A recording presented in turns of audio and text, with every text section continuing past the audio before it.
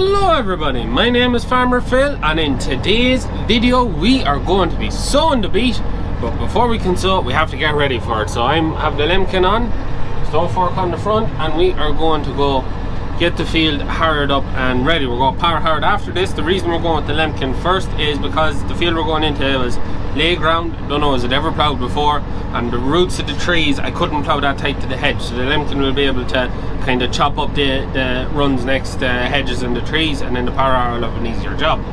But before we go any further in the video, don't forget to hit the like button, subscribe to the channel, ring the bell so you get notified of videos every Tuesday, Thursday and Sunday. And also this video is sponsored by Gold Crop for all your seeds that you need for the crops that we do grow.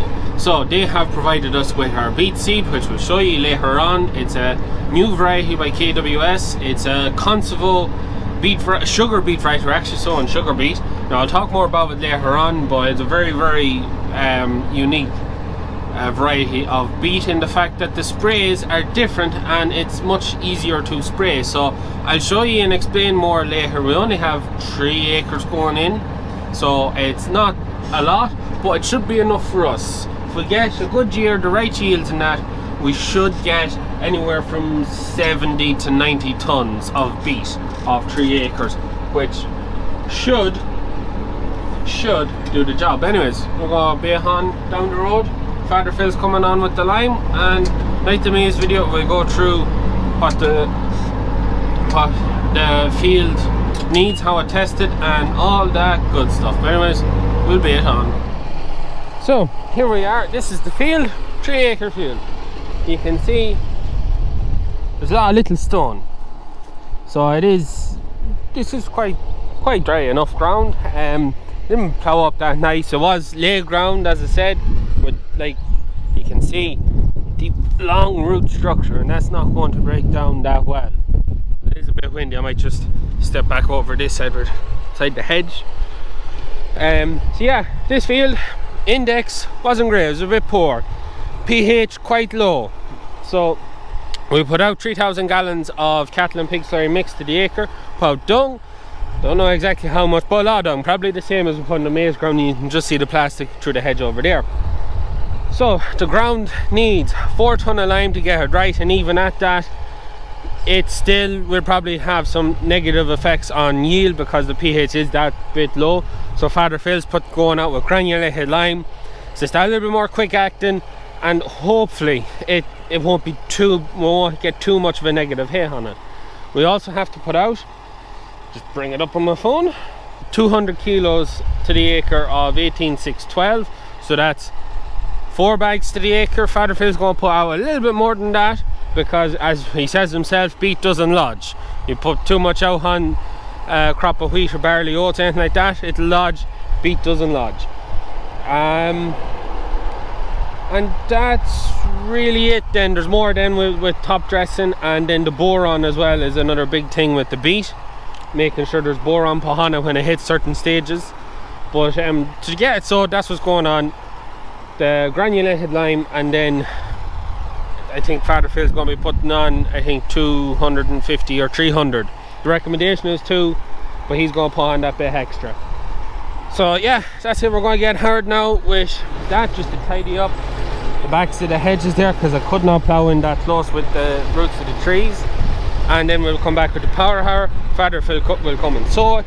We'll check out the seed, the Conceval, KWS Conceval seed, and talk more about that when we get that far. But anyways, first things first is get the harrow unfolded and get a bit of work done. So one thing that is quite obvious, we have a Trimble auto steer. I think it's the Trimble GFX 750 in the 6499, so that's this auto steer kit and the monitor here. So just on that, I didn't buy it. Trimble last year messaged me to see was I interested in one, and I said yeah, of course I'd be interested in trying one out.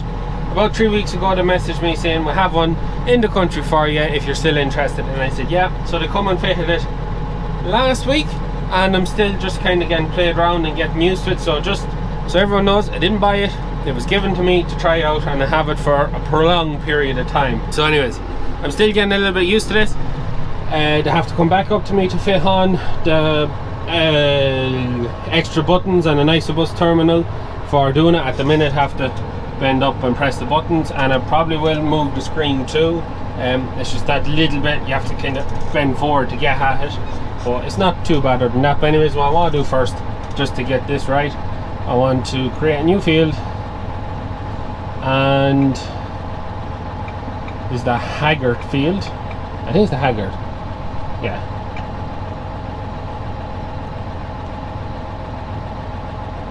So I want to connect my phone to it, and then that way it brings up the Google Maps on it, which is quite cool. That brings it up on Google Maps. But anyways, I'm still not just over familiar with it. I've used it 2 or 3 times now, so I just still have to get a bit more used to it. So I can put my hotspot on it now, and I will have, yeah, connected now, and it'll bring up the maps, the Google Maps. But anyways, yeah, I'm going to get this done. We're going to mark out the boundaries and then try and get the advanced infill to mark everything out. That's the plan. So I'm going to get stuck into that, and yeah, we'll show you more on this when I get a little bit more used to it. Just as I said, I'm only in the breaking in phase of it. So anyways, Father Phil is here now, so we better get something done. This is the best thing about having GPS, auto steer, whatever you can get. You have, everything is just perfect. There's no half runs, wasted runs, triangles. It's all lovely and straight. Also, Father Phil is the other side of the road there, getting our pumpkin ground with a bit of lime on it too, as we'll have not just a third of an acre of pumpkins going in, we'll have the whole of that garden going in, which is quite a bit now. There's a good acre or 2 in it.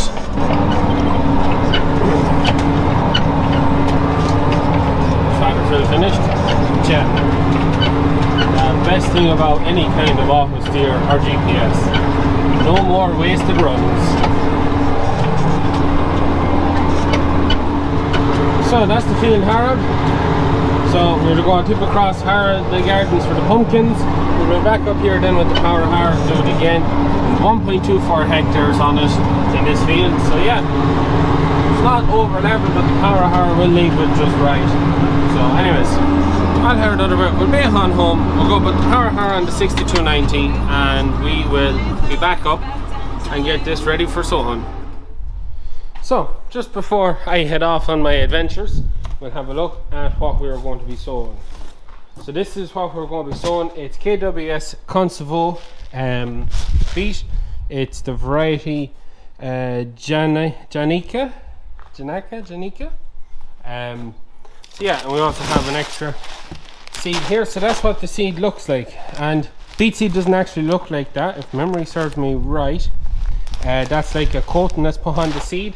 The seed, if anyone has seen like carrot seeds, they're like little wafer seeds. But the reason the coating is put on is so the machine, with its precision little droplets, them balls fall in, and it helps space them out and precisely sow them. And so one of the big issues with beet, if anyone is growing beets would know, it is weeds. Weeds are very hard to control. It takes a lot of concoctions. You have to be very careful if you're using the one sprayer to wash the absolute bejesus out of it, so that you don't have any cereal weed spray going on to the beet, because it'll absolutely decimate it. Absolutely. But this new variety, or this variety of beet that's Concevo, means it is easier to manage. And the big thing is it comes with its own spray. So this is its own weed spray. So you buy it in the hectare packs, a hectare of seed and a hectare of spray, and it's the one weed spray to do it all. And if I remember rightly, the beet is bred that it is resistant to SU sprays, which means that it's much easier to deal with the weeds. It's less likely to cause any issues. If you were in a long-term beet ground and you're all volunteer beet, the likes of this beet and this spray would absolutely roast it out. But so where this spray won't harm this variety of beet, but any of the varieties that we used to use, like I remember Cagnum, Miniature, Magnum, this spray will absolutely roast them out of it. So it just makes managing our weeds so much easier, by going to the Conservo. The other thing with this variety, this is a sugar beet variety, so it's a very high dry matter variety with a lower fresh yield weight. So because we're only growing it for ourselves, it's perfectly fine. But if you were growing for selling on to other farmers, unless you had a deal done to include the high dry matter, you would use a lower dry matter but a higher fresh yield than beet. But that's not going to be an issue for us. So yeah, if you want to learn more about this variety of seed or any of the other varieties of beet seed that Gold Crop have on offer, there will be a link in the description down below. But when I told Father Phil about this, he was very, very interested and very excited to get using it, because I don't remember too much about the growing and managing of the beet, but for him, the one spray, the ease of managing the weeds, he just thinks it's the best thing since sliced bread. But the proof will be in the pudding all the same.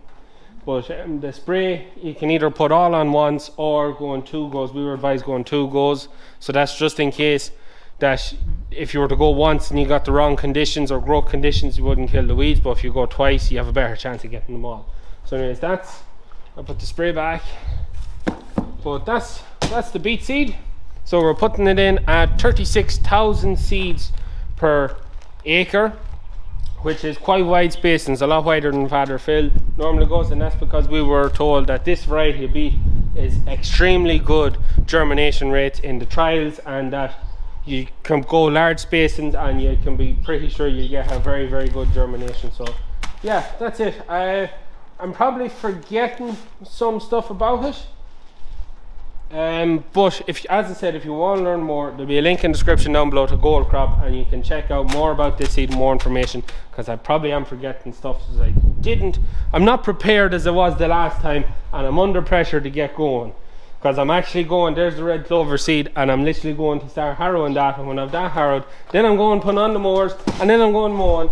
So yeah, pressure is on, even us for tires. But so with the power harrow on, Bro's behind me in the gator. As Bro's going to be doing the power harrowing, I will be going off mowing and harrowing too. I have to harrow a bit, then go mowing. So Bro's going to be doing this, and he's going to do the filming and make sure all that gets done. So yeah, we'll be on up the road. And if you are wondering, the gator is seen as a tractor, so if you have a tractor license, you can drive it. That's why it doesn't even do 40 kilometers an hour.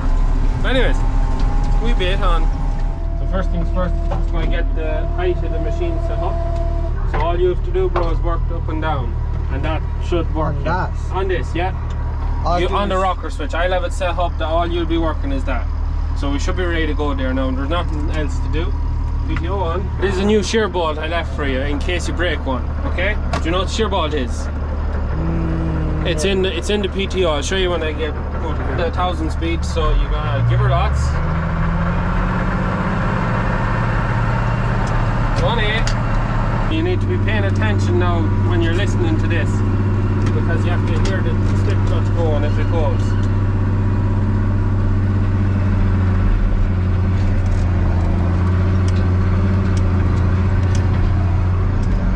What's the slip clutch? You'll hear it if it goes, so you have to listen to it, because it will go bang, bang, bang, bang, bang, bang, bang, bang. It will be a series of bangs all of a sudden. That only happens when you hit a stone. What you do is you knock it off, you lift it up, you drop your throttle, you see what was there, should be normally a stone, and then you pull back in the gear and you go away. So you want to try and keep the PTO about 1,000. So you see there the 1,000, the 1A.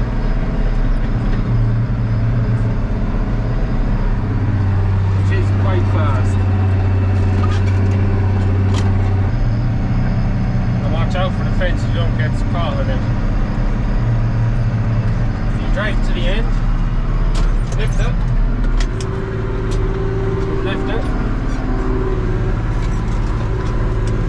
get yourself turned around,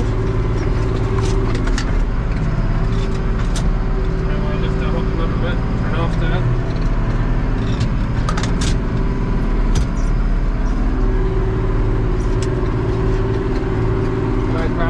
Well, really? Like tire tracks. Yeah. There you go again.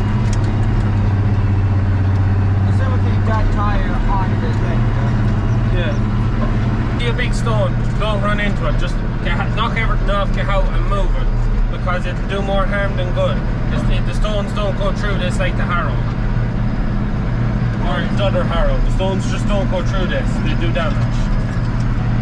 So you think you'll manage? Yeah.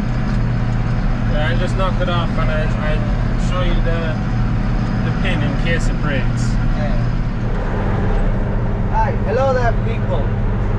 I am the one that's now in control of this video. Thanks to brother. Again, I have this field Harrow. This is going to be fun. I've never done it before, but that doesn't really matter. So yeah, let's see what happens. I hope I don't break it. Here's my first big stone. I saw it just coming by with the car. First big boy that could probably break it.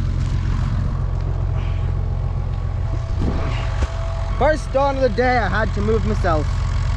Wonderful. Well, I heard a bang. I hope it don't broke. Y'all okay under there? And broke? No? Good. Woo. Ah, there's the bang. That's what caused the bang.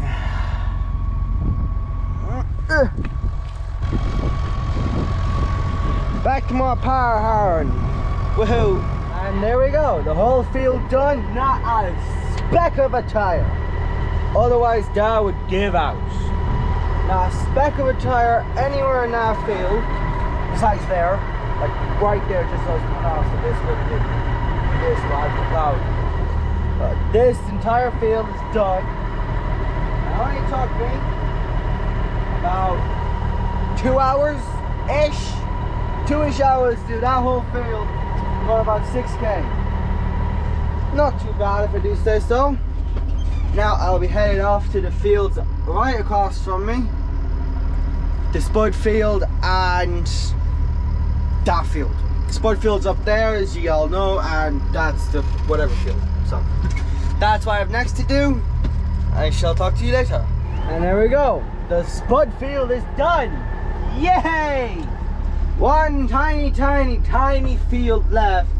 And then I have to wait for Dad to appear eventually so I can record him doing some beet planting, which is what you will see eventually.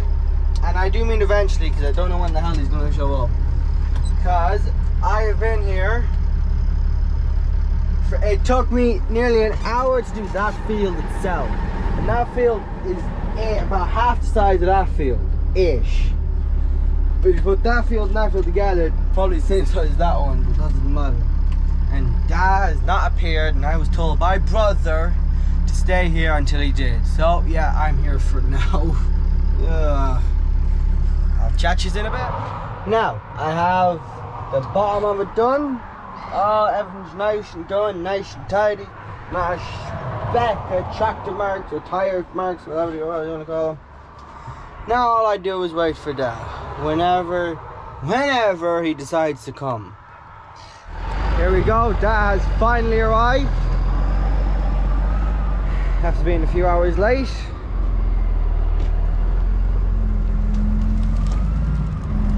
Are you gonna hit the fence, the gate? Or keep going.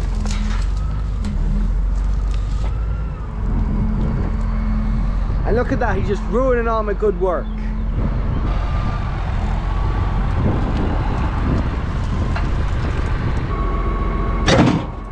There you go.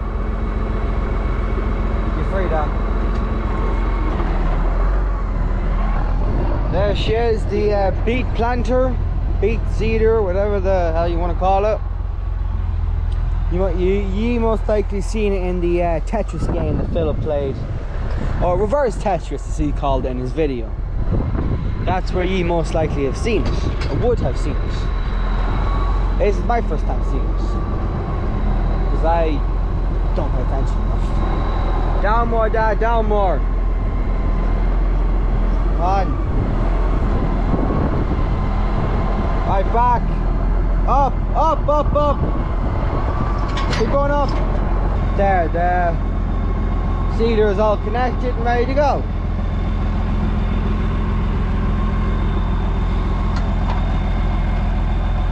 up.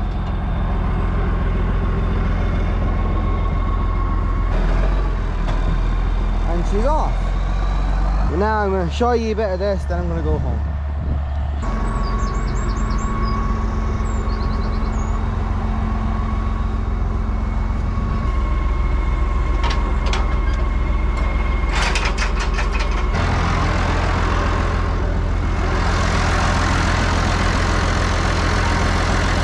Hector pack of seed. Why, you just planting this one? 100,000 seeds in that box. Ain't you clever? See, I have done this before. Clearly.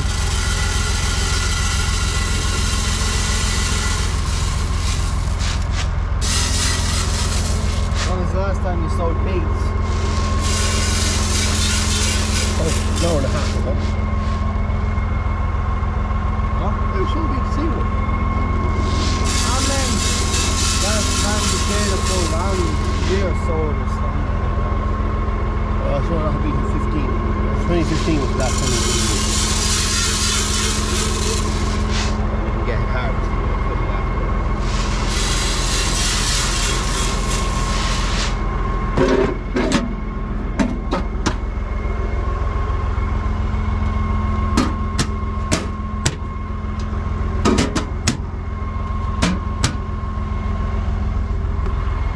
One second.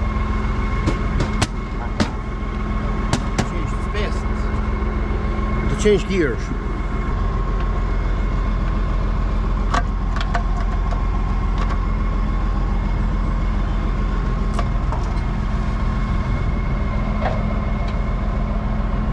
Why are you spacing it so far out?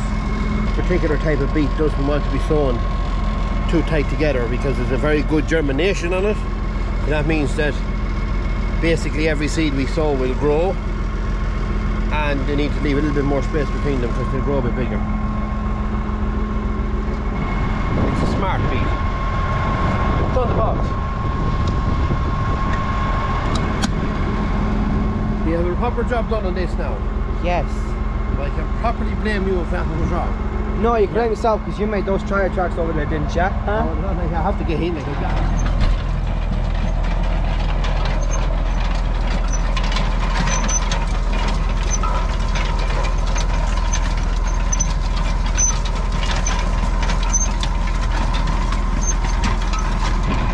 There's seeds going in now.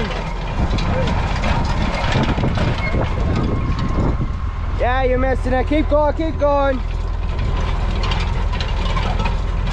Yeah, you're fine. There's seeds going in by the planter. Oh, here, nicely getting packed in. Oh, nicely enough getting packed in.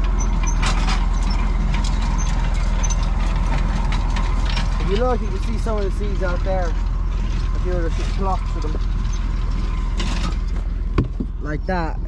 Red seed on the ground, see that? Yeah, that's a big seed. Oh, you've been seeing them higher now anyway, so doesn't matter, but there. That's the seed doing work.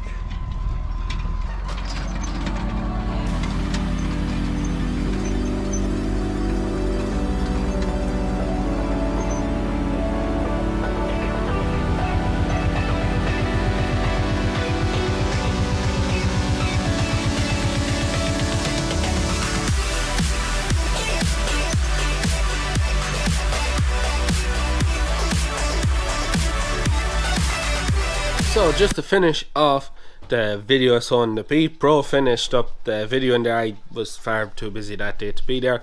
I was hoping to finish the video there, but just didn't get time last night, busy baling, and then again this morning we're just getting ready to head off to cut pit silage, and there's a very busy 2 days now ahead of us. We may not get to sleep tonight, may have to work through the night into the next day, but we don't know yet. We'll see how things go. Hopefully everything goes okay. And yes, I do have a bit of a dose. I have a head cold and I'm absolutely suffering with it, and it's not the COVID because we tested for that, so it's a lovely addition to be on the pitch all day when you have a head cold, but Oh, whatever, I still enjoy silage all the same. But back to what the video is about. So the crop is in about 2 weeks now. I was hoping to finish the video there. It's just peeping up. So there's not really much to see. The next thing for the beet is to spray it with the spray that come with the Conservo Smart beet, and that goes out when I think the beet is at the 3 leaf stage, and then half a litre goes out at that stage, and then another half a litre when it's at the 6 to 7 leaf stage, I think, if I remember rightly. So it'll be interesting to see how the sugar beet does. It's the first time I ever grown sugar beet. We grew fodder beet lots of times, but this is sugar beet. It's that very high dry matter beet. It'll be interesting to see how it works out and how this spray works, because it should be a lot easier to maintain the weeds than a normal crop of beet. So yeah, it's going to be very interesting. A big thanks to Gold Crop for sponsoring today's video. If you want to learn more about this variety of beet, all the real technical information, or any of the other varieties of beet that they have on offer, there'll be a link in the description down below to their website. You can check it out. It's a bit late for sowing beet now, but you'll be well informed for next year. But anyways, we're going to leave it at that for today's video. When you're watching this, I'll probably be flat out still at silage, which I'm very much looking forward to. But I hope you enjoyed today's video. As always, please like and subscribe to the channel. Videos every Tuesday, Thursday and Sunday. That's it for me. Good night.